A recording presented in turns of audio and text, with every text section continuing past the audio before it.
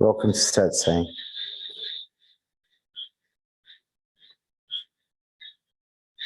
Yes, sir.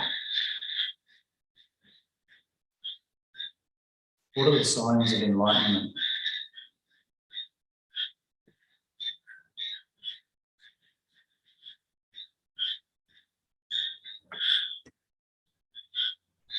Are you talking about the signs that you would experience, or the signs you might see in someone else who's waking up?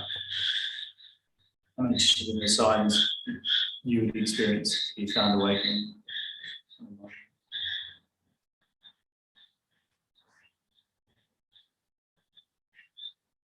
Depends on how large the satori is that occurs while enlightenment's happening.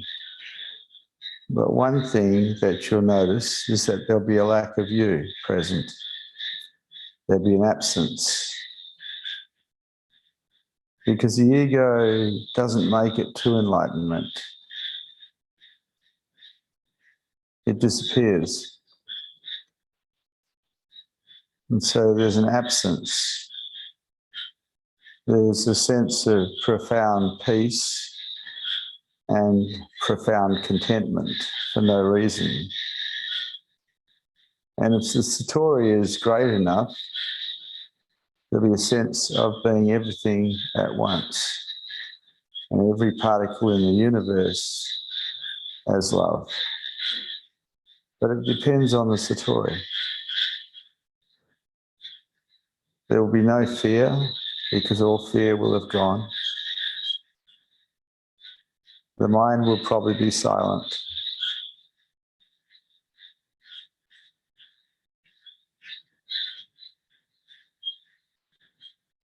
Okay.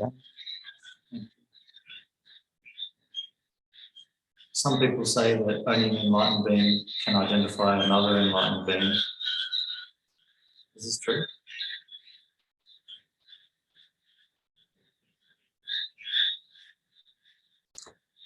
It depends on what you've experienced yourself as to whether you can identify someone who's awake or not. A person who's awake, fully awake, will have a Buddha field around them 24 hours a day. Because awareness will be aware of itself 24 hours a day. So it's probably hard to hang out with someone 24 hours a day to find out if they're awake.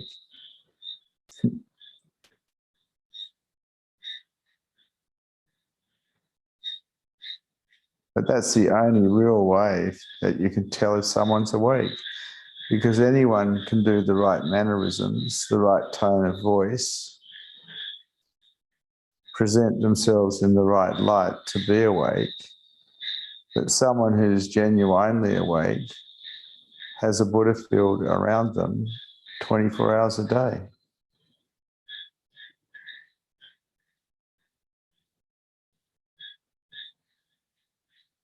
How do you deal with people who are convinced they're awake when you can tell they're not? I usually ignore them. I'm not into arguing with people really who think they're awake. It's too hard.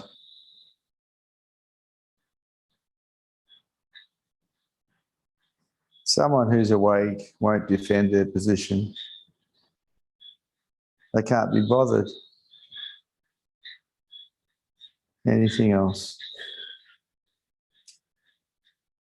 If we're all one, what's the difference between enlightened and not enlightened? The one that is enlightened knows self or beingness as everything, doesn't experience separation. The one who's not awake, who's still beingness, simply thinks there is somebody that's been somewhere and is going somewhere, which is all dream when you look at it, because there is only now and in the moment what is real. If you don't have future thoughts and you don't have past memories, what are you really?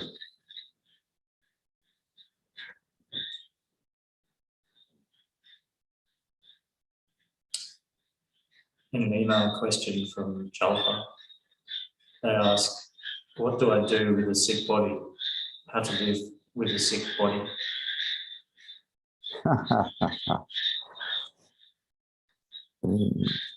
In 1988, I had hepatitis B and it destroyed my liver. And so I lived with a sick body for quite a long time and ended up with chronic fatigue for 15 years. I learnt to run on empty.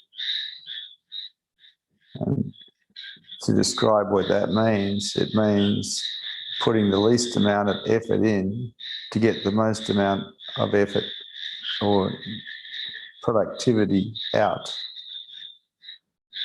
And I still run on what I call empty. It's a way of conserving energy, because when you're sick, you're usually low on energy. But I didn't stop being in the world. I remained in the world to the best of my ability.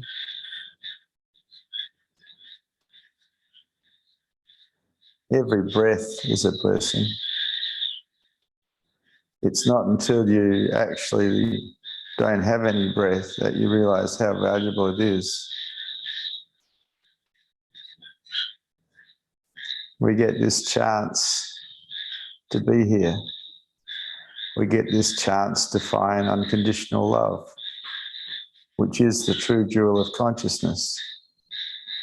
And if you're willing to accept how you are and practice openness, you can find that love. And that's the most beautiful thing anyone can find, unconditional love. But it does require your agreement to be wide open, not resisting life, not shaking your fist at God and saying you got it wrong, but accepting everything that is. And that's something you can do. Or you can resist what is, go negative on it, and suffer incredibly. But be aware, you're the one that's creating your reality, because you're the one that either accepts what is or resists what is.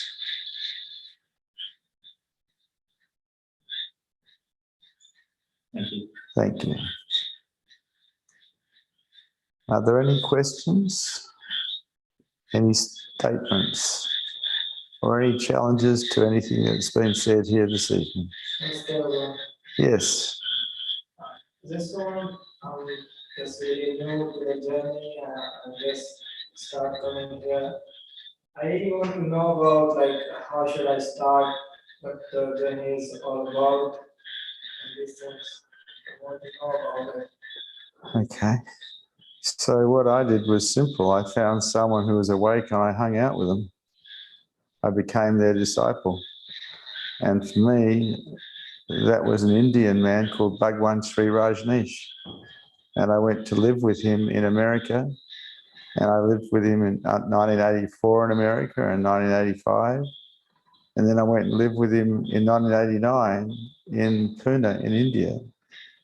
It's pointless taking instruction from people who aren't awake. People who aren't awake are lost. They might be wise, they might have wisdom, but they're lost. Only someone who's awake is free. And only someone who is awake truly knows how to get free. And so you've come to someone who's awake. Get a little bit closer, see what happens. Anything else? It happens with me like times when I speak something which is not in my mind, I don't even notice that I speak these things. And my mates also say that sometimes we speak unconsciously and they say like, yeah, this is what you said. And I'm also like, I can't even think this is the case. Maybe this happens to me like a lot of times. This happens to me. So I'm going to have to ask you to speak up because you have a chorus of frogs behind you croaking really loudly and I can barely hear you. So I didn't understand what you said. Sorry. I'm saying sometimes it happens with me that I say something or react really fast or anything. And I don't even think like it's not in my mind that I say something which I should not. I don't know how. Well, all you're talking about is lower consciousness, which most of the population of adults on this planet live in. In higher consciousness, you have detachment from your mind and you see everything as it's happening. So nothing is a mystery to you. But in lower consciousness, you get caught in dream. Dream is lower consciousness. And so even if you aren't going for enlightenment, if you just go for higher consciousness, you can be way more successful in the material world than someone who's caught in lower consciousness. But that's up to you. In going for higher consciousness, you've got to start witnessing your mind. You've got to get some detachment from it so you can see it more clearly without judgment. But only you can develop that role. And that's a role that I developed in my mind when I was 14, just watching the mind without judgment. And it allowed me to have detachment from my mind. And so I didn't get caught in a lot of things because I saw it all coming. And in a lot of ways, this is the beginning of seeing what is in the way and being able to remove what is in the way of higher consciousness, heart, enlightenment, wounding the wounds of the heart begins with witnessing. And the fellow who told me that was Bhagwan Sri Rajneesh. Anything else? Okay.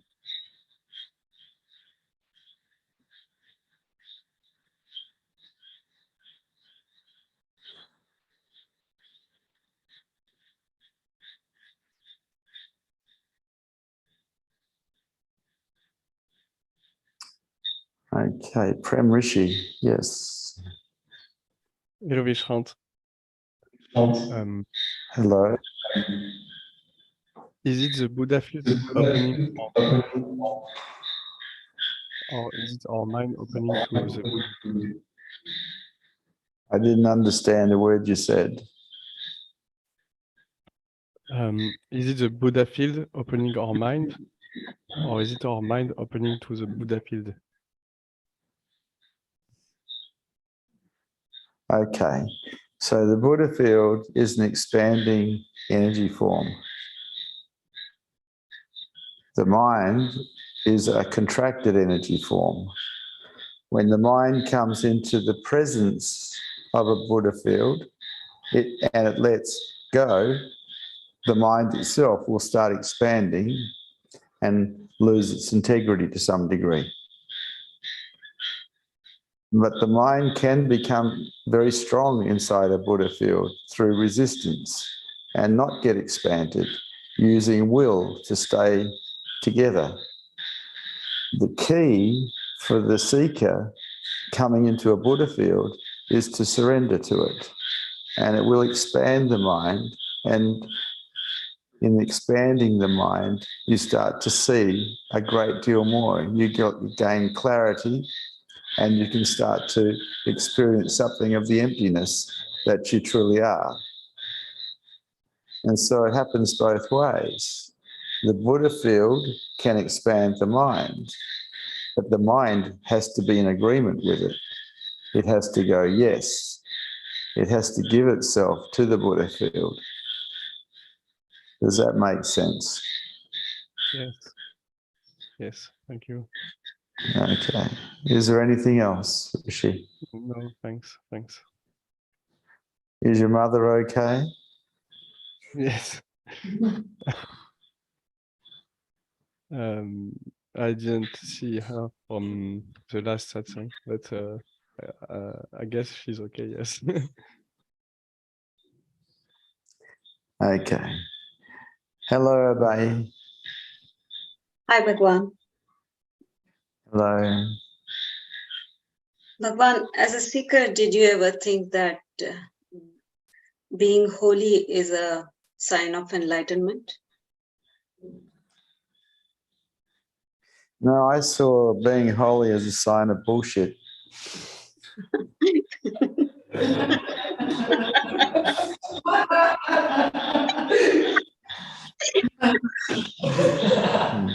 Because someone who's awake is not holy, they're just real.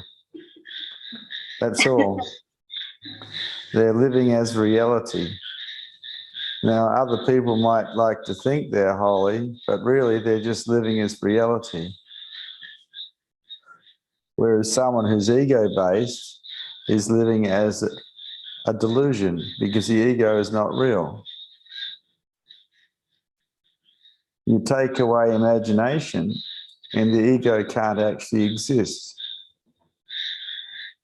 And so people who aren't awake are living as something that is very false.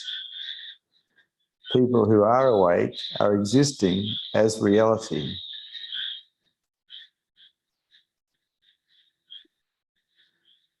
Anything else? Thank you, Bhagwan. Mm. I'm very wary of holy.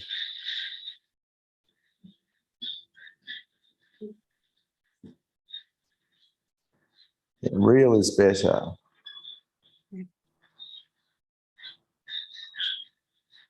If you come into the presence, your mind will start expanding and you may feel love and you may think you're in the presence of holy, but you're not in the presence of holy, you're in the presence of a Buddha field that is aware of itself. That is reality, not holiness. Anything else? That was very powerful, Bhagwan. Thank you very much. Okay. Thank you. Hello, Rajesh. Hi, Bhagwan. Hello. I think I heard you say a few times that we should hold ourselves in tenderness. And I wanted to ask, does that mean like just holding the body and moving the body in a tender, gentle way? It's just that people give themselves such a hard time. How about instead of giving yourself a hard time, you hold yourself in tenderness with whatever you find inside yourself? If you become tenderly okay with whatever's appearing in you, you can heal the wounds of your heart. If you can become tenderly okay with yourself, you can open right up and start to perceive unconditional love. Tender okayness works for finding the heart. In a lot of ways, tender okayness is very yin. And yin is very beautiful. It's the process of being absolutely receptive. And the only way you can be absolutely receptive is to be absolutely open. And in that openness, you start perceiving love. This is a lovely way to go.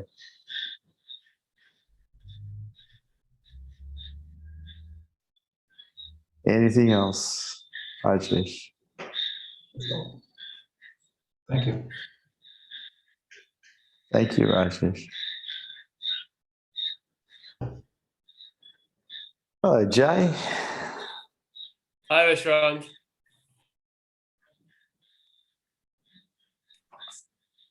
My question is, how can I maintain present moment awareness when I get into problem solving at work? Well, you'll be present to the problem, won't you? The problem is being present to the problem is probably present to thoughts. And so you're present to dream. And so you have present moment awareness of dream. Once you do that, that's okay. How fast can you get back to present moment awareness of what is real? Because everything is real except what you think. Or do you get caught in staying present to dream?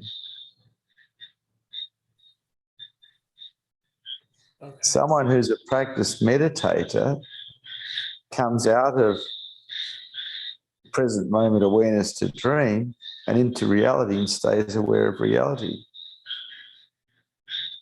If you just stay inside your head, being present to that, to the dream, to the problem solving, well, you live as a problem.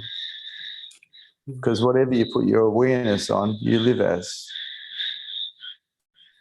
That sounds like suffering to me. Anything else, Jay? No, that makes sense. So how is it that you do problem solving these days, if at all? Are you aware of your surroundings and reality and the thoughts at the same time?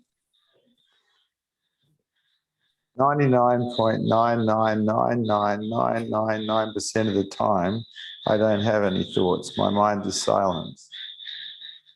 But my mind has been programmed over a lifetime to do different things. And so it doesn't need to think to get things right. It's a bit like riding a push bike. Once you learn how to ride it, you don't have to think about pushing the pedals down or how to balance or how to steer. It just is automatic. My whole life is on automatic. My whole life is on automatic. No thought required.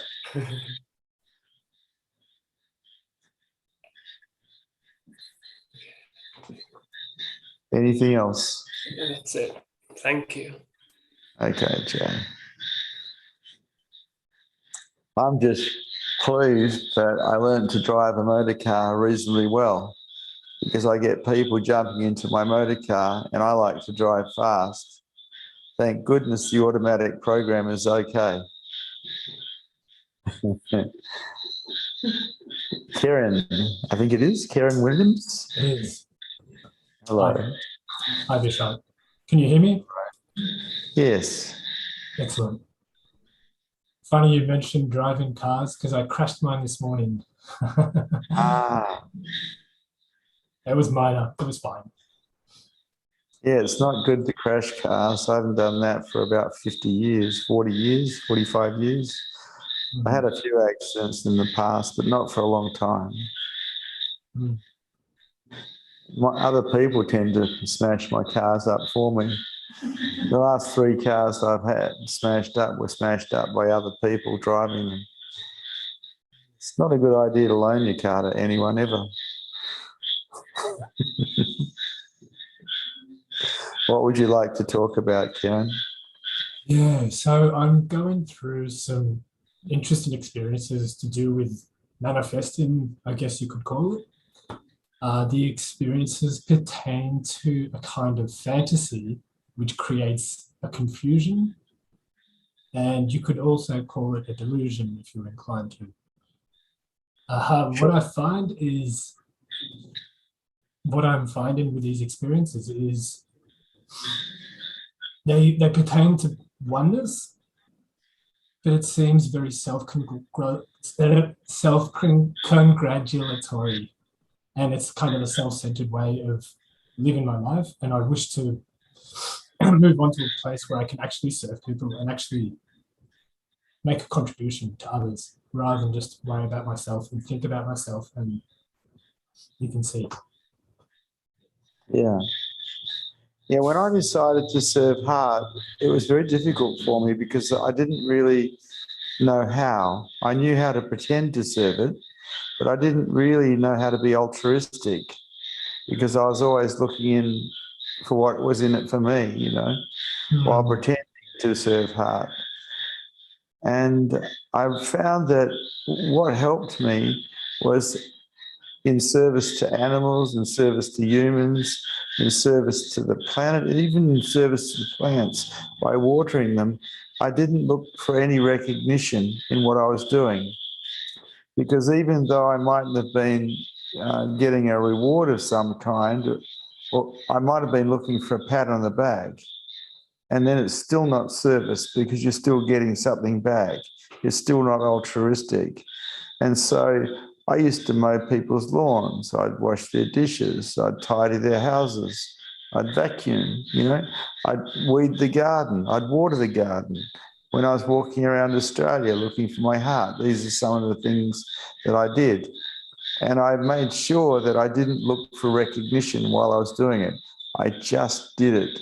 And after practicing for a long, long time, I got good at altruism. I got good at doing things for people without looking for that something back. But it took a long time because I was so accustomed to business deals, I'm going to do this and I'm going to get this back. And that's not the way of the heart. That's a business deal. And so I looked for ways that I could help people where they didn't even know that I was helping them. So I didn't get that pat on the back, from myself.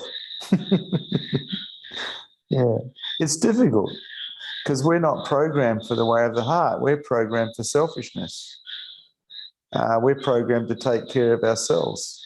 Yet the way of the heart is really about being in service to something besides ourselves, whether it's the planet, whether it's animals, whether it's human beings, whether it's the oceans, anything but us, basically.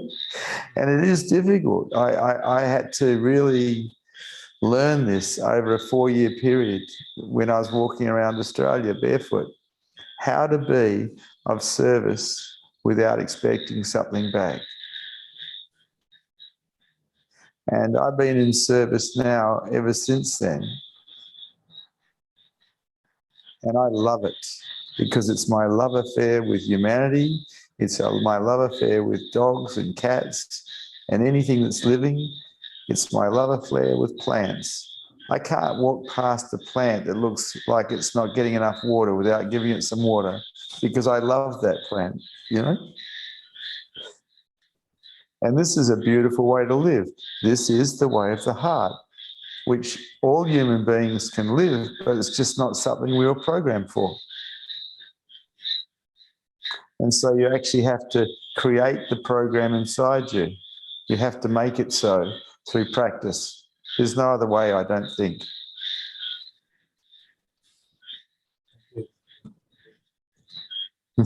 Nice to talk to you, Karen.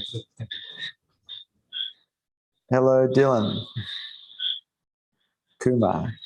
Hello, Vishrant. So tonight I was walking through Sydney City and I came across a whole bunch of Hare Krishnas chanting. So I ended up joining in and chanting with them, walking through the streets. Many people were looking at us and I noticed a few different reactions from people. Some people joined in or were happy. Some people were annoyed. Some people completely blocked off to what was happening or ignored us. And what I thought about later was how my mind started to create some positionality. Like there's us and there's the other people that are observing us or seeing us in different ways, whether they be positive or negative. I thought, well, I'd ask you about that and how that pertains to a spiritual ego, this positionality.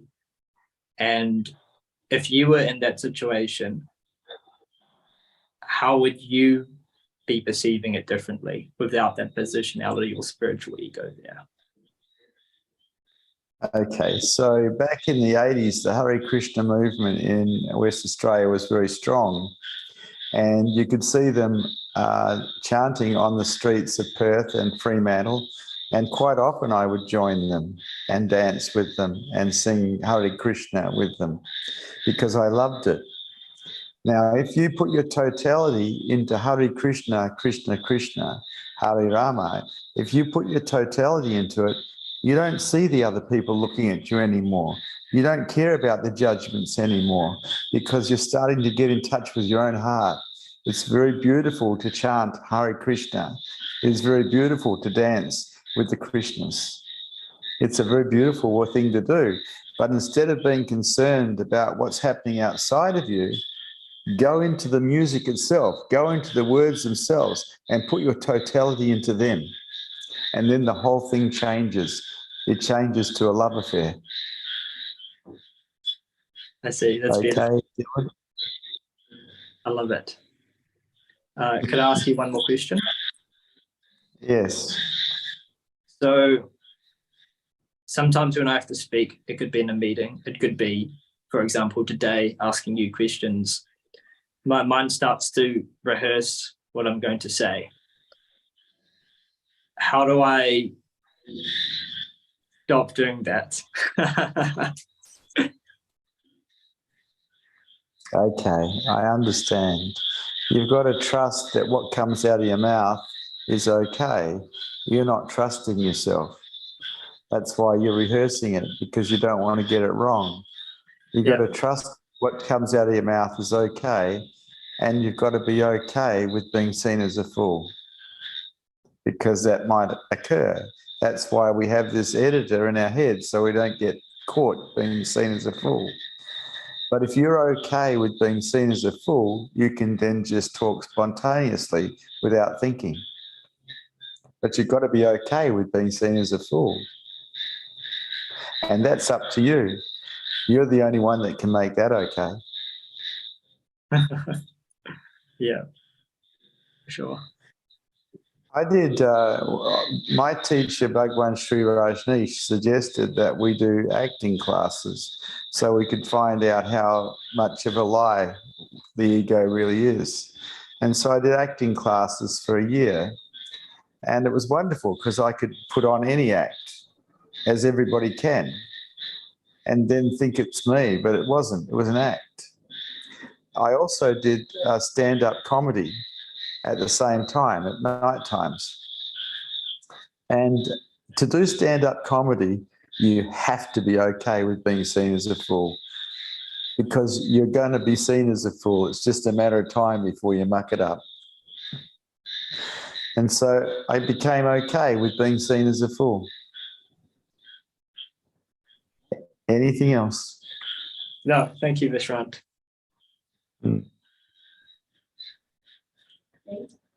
Hello. Hello. I've heard you talk about being used, like you have seekers come to you to sit in your Buddha field. That is the correct use of the Buddha field. Yeah. Yeah, when I think about being used, like there's a not okayness. I think of boundaries being crossed and issues in that way. Ah. See, I have a totally different attitude. I'm in service to humanity. When I get used, it's beautiful. When people just come to sit, it's beautiful. When they come to pour their pain into me, it's beautiful. When they get lit up, it's beautiful. I'm in service.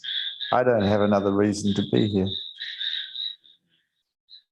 This is the way of the heart.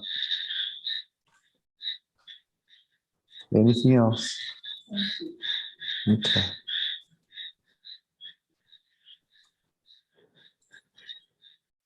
Hello, Addie.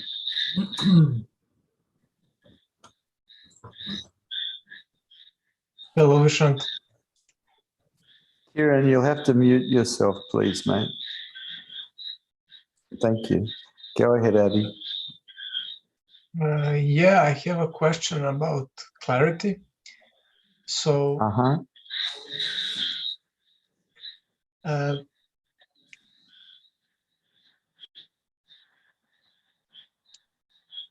My mind is kind of gone. Like,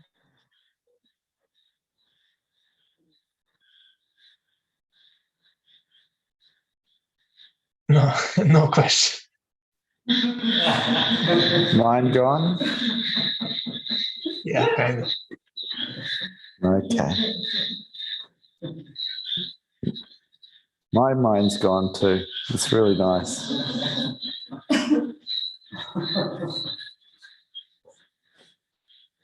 I don't mind if you don't mind. I don't mind at all. Anything else? Not a That's thing? it. That's it. Okay.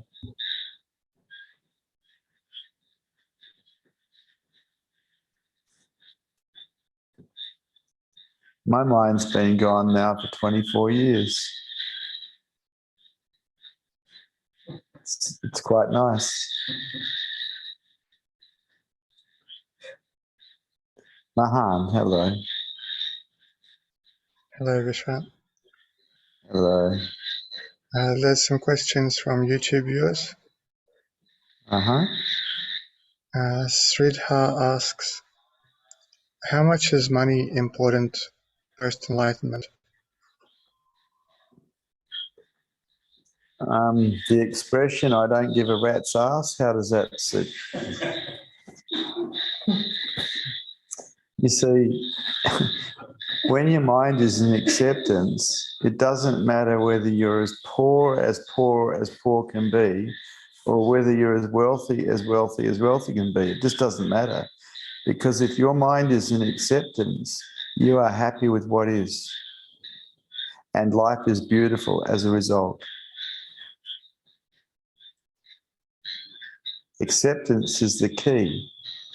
And enlightenment is not possible without acceptance. Someone who's enlightened lives in acceptance of what is.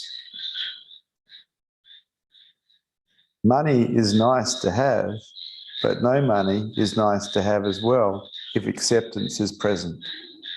It's up to you, because you're the one that supplies the acceptance or the resistance to what is. Okay? And Stillmind asks, to what extent is detachment part of love? Well, detachment belongs to the mind. It's just the mind being detached from itself and detached from everything else. Love is actually real. The mind is not. The mind makes itself up as it goes along. But love is actually real. So it's very hard to compare something that's not real with something that is. When you find unconditional love, you've actually found something that is real. The mind is not real, and as long as the mind is contracted and in a defensive position, the chances of actually experiencing real love is pretty much nil. I don't see the connection between detachment of a mind that is not real with something that is real, unconditional love. Anything else? That's all. Thank you. Okay. Jay, hello. Hi again. I wanted to ask, sometimes during deep meditation, I have to stop because I just get so tired. My mind is so tired. And when I get out of the meditation, it's very hard to think about anything. And I'm just very tired. Why is that? What sort of meditation are you talking about? I'm doing mindfulness, Vipassana. And how are you sitting when you're doing that? Lately, I've been reclining on this chair, but before that, I used to sit in the half lotus position. Okay. So you're watching your breath. No, nowadays I watch my mind, any thoughts that come in, and the energies. Okay, I understand. So shift it to watching the breath. And if you feel like falling asleep, fall asleep. But watch the breath instead of the mind. Because if you're watching the mind, as you get tired, the temptation is to get caught in the thought structures of the mind. If you're watching the breath, you're watching something that is real. And that's great. It doesn't matter if you fall asleep, but at least you're falling asleep with something real rather than something that is dream. Okay? Yes, but I do not really have many, actually very rarely do thoughts come in. Otherwise, I'm just aware of all my surroundings, any sound within the environment, or I'm just generally aware of everything around me when I close my eyes. And I just observe the mind. It's mostly empty and I can feel some energies. Like I can feel my crown chakra opening up and energies flowing in. Okay. So I've given you instruction. Okay. I'll watch the breath. I watched the breath for a lot of years. It's a great thing to watch because it's real. Everything else is in a lot of ways just dream. You watch the breath, it's always with you. It's your best friend. And when it stops completely, you'll be dead. Just keep watching the breath. Yes, will do. Thanks.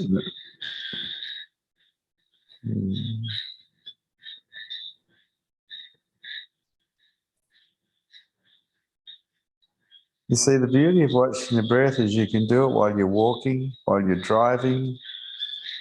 You can do it, you don't have to do it just formally. And all you're doing is developing a habit of being present to what is real, because the breath is real. Because we developed this terrible habit of living in dream as a result of 12 years at school. And watching the breath or meditation is how we get free, how we reclaim reality from the dream that we've been lost in for so long.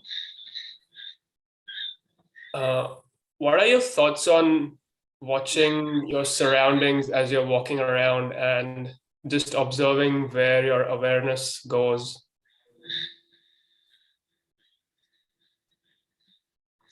I didn't watch where my awareness went, but I used to walk around and watch everything at once.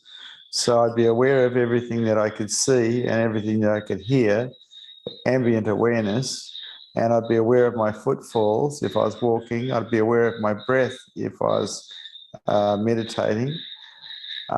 And I'd be aware of where the wind was hitting my body, where the sun might be hitting my body. Now, when you're aware of all of those things at once, you can't think, because if you do think, you're going to lose awareness of those things. And so I called that walking in Zen, and that was my favorite form of meditation. And no one needs to know you're doing it. Yeah. Anything else? No, that's it. Thank you. Okay. Dylan, you're back. Hi. Hello. So when I meditate, sometimes I notice energy from the left side of my body moving down and energy from the right side of my body moving up. What does that mean to you? Nothing. Okay, cool. Because I heard the left side's related to the feminine, the right side's related to the masculine.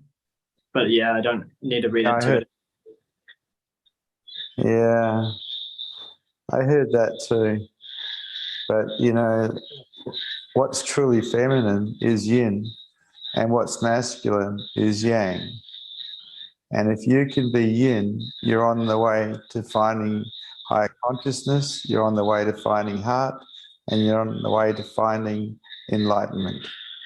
Most human being adults you meet, whether male or female, are yang. Someone that you meet who is yin, you start to feel like you could fall into them because they're just living as receptivity. Now, to be like that, they've done a great deal of work on themselves. Otherwise, they wouldn't be like that. Right. So Why how do we- yin can you be? How yin can you be? See, how receptive can you be? How out of the way can you be?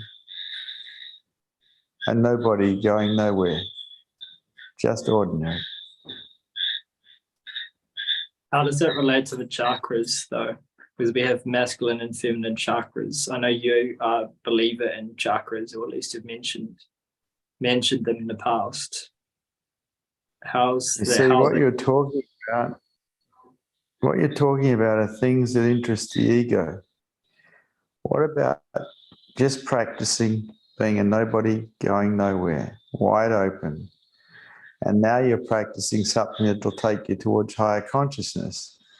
Getting concerned about what chakras are doing is just an ego trip. It's collecting knowledge. And the biggest failure of seekers is to collect knowledge, thinking somehow that they're raising their consciousness levels by doing so. It's a total trap. It's because when we went to school, we collected knowledge and then repeated it and got examined on that repetition and given a mark and a grade. This is not how higher consciousness works. This is how school works. In higher consciousness, you practice something that takes you to higher consciousness. You do not collect knowledge. The collection of knowledge is a booby prize. You've mentioned before you have to clear your mind to facilitate enlightenment. Now, couldn't you say every energy center has its own, I don't know, blockages which relate to the mind? So the more you clear those out, the more you're preparing yourself for enlightenment, that it's related and you need to, whether or not you think about them as chakras or not, it's irrelevant because it's the same process of removing the obstacles to facilitate that enlightenment. I understand what you said, but my process was different than that. I just came into the Buddha field of my teachers and surrendered unconditionally to it. Okay. And in that unconditional surrender, I started to disappear as an I and started to find myself as the space. I wasn't collecting knowledge. I was a beginner doing nothing, allowing the Buddha field to undo me. Anything else? Makes sense. Thank you. Okay. Hello, Kiran. Hello again. Hello. So I would like to ask, as someone who is constantly seeking answers, how can I expel this notion that I have to find the answer to everything and that everything needs to be explained to me?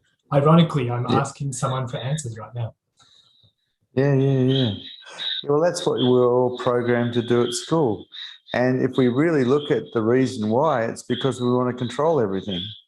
We want to understand everything so we can control everything. And it's in letting go of control that we can start to get free. As long as we're trying to control everything, we're in a rigid, a contracted space. In letting go of everything, we become relaxed and we become free. But it's up to you. You have a look at why you want to collect answers. And it will have something to do with wanting to understand, which is something to do with wanting to control. What about let go, let go, let go? What about that? Sounds like a dream. It's not a dream. It's reality. Let go, let go, let go. It seems like everything we can say through our language has so many different meanings. Each word has 3 or 4 points from where we can understand it.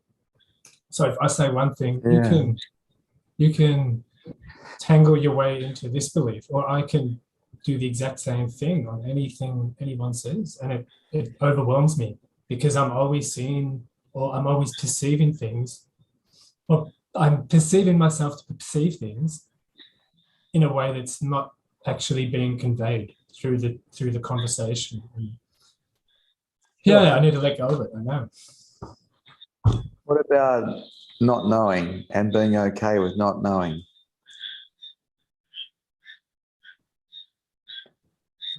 There's so much peace in it, really. If you're okay with not knowing, there is absolute peace. When we want to know, there's a tension in that. There's no relaxation in that. But if we can be okay with not knowing, which really is developing a beginner's mind, and most of us who have been to school don't even like that idea because we want to be seen as the one that knows. Unfortunately, that's in the way of higher consciousness. How about not knowing? I want to say I'll try it, but I feel like I know.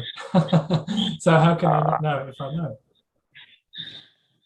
I think that's the common dilemma we all face through the journey. By not thinking about the answers, by being okay with I don't know. You find it as your consciousness levels rise, you realize you know less and less and less anyway, because we can't actually understand the universe. We can't understand beingness when it's found. It's not possible. It can't even be spoken about. And so towards that, you've got to go with I don't know. And I don't know is probably the most honest answer we can give because our minds are so limited, really. Yeah, that limitation is truly felt right here, my friend. So thank you. That's all I have. Where are you from, Kieran? Are you in West Australia? East Coast. East Coast. Whereabouts? East Coast. Northern New South Wales. I used to live in Byron Bay. Ah, hey. Hey. Here we are. Yeah. It was a party town when I lived there. It's still lush. Okay, nice to see you, Karen. Thank you. Thanks for your time.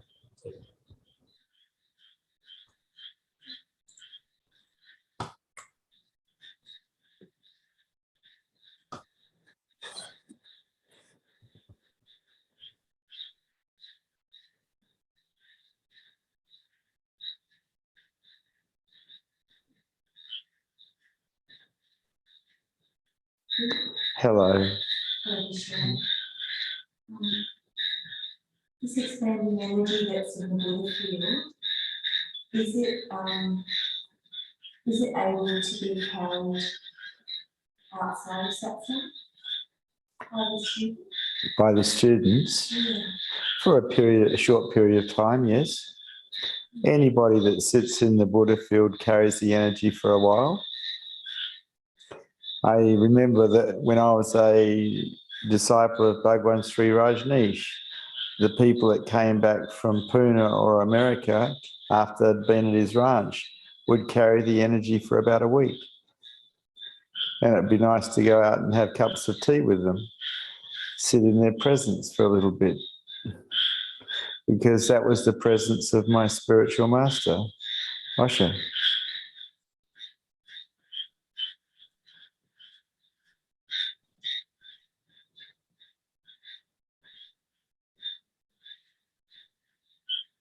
Yes. When you gave the sannyas, my sadhana was or is to love truth. And I wonder for you, was that something that you had to learn or did that happen? Yeah, it was something I had to learn. How did you learn it? I loved my teacher. And before Bhagwan Sri Rajneesh, who was my spiritual teacher or master, I loved Jesus, who was my spiritual master.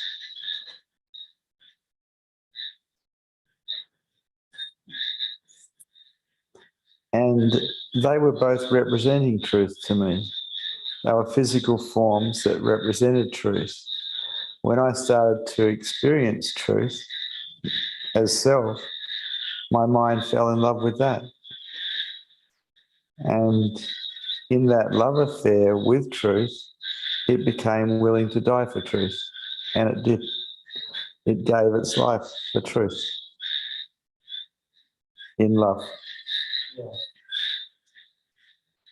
You feel like once you start applying it to yourself, you feel like your love for your teachers changed?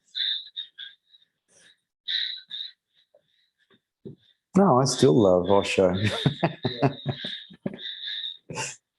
Yeah, I'm so grateful to him. He germinated the seed of consciousness in me.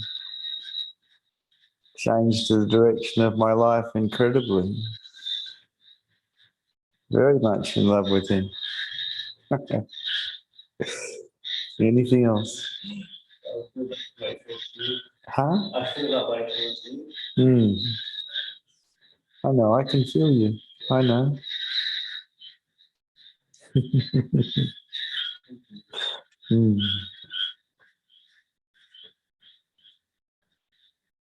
Florian, hello. Hello, I just want to say hi. I've been watching for some time. And, I really enjoy this space. You're welcome, Florian. Where are you? I'm Where do from you live? Germany. Ich liebe Deutschland. Yeah, that was good. It was good. Whereabouts in Germany are you from?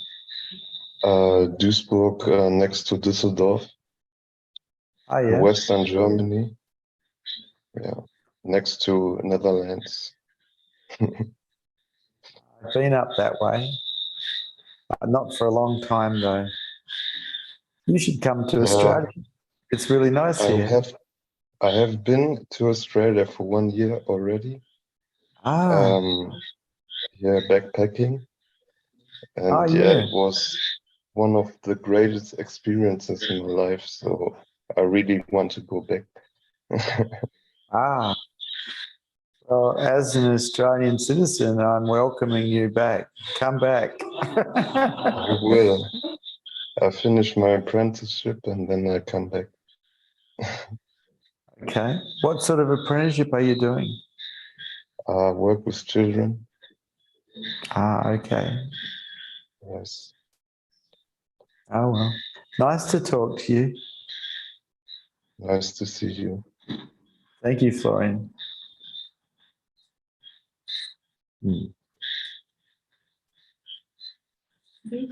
Hello. I just wanted to say hello. Hello.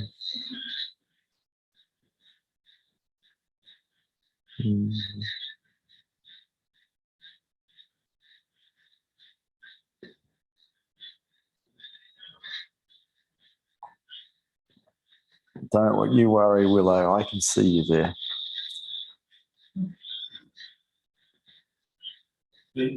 Hello. I feel like a fraud quite a lot of the time. Okay. Are you okay with feeling like a fraud?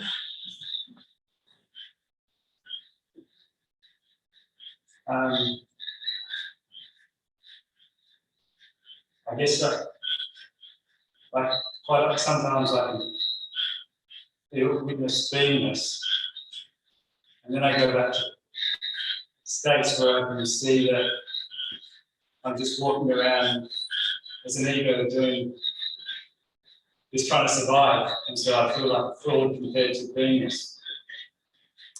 Well, there's a certain level of truth in that, isn't there? Yeah. Because in beingness, you're just being, and when you try to be someone, you're actually being fraudulent because you are actually being. And somehow your mind remembers that and goes, well, I'm a fraud, I'm a great pretender, and it's actually true. Anything else? Thank you. Thank you for Satsang. Good to see you brave hearts here tonight.